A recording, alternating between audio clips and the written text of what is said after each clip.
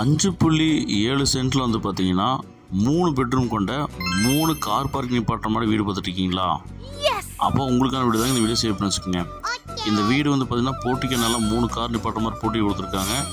EB connection, போர்வெல்லுங்க, underground water tank facility, east வேஸ்டில் வந்து மெயின் ரோட் நல்லா கொடுத்துருக்காங்க.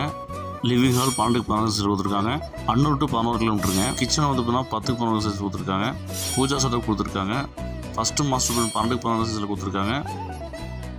சைட் டிடிசிபி அண்ட் பிளான் அப் இருக்குங்க. அதுக்கு அட்டாச் பாத்ரூம் பிளான் பண்ணி கொடுத்துருக்காங்க.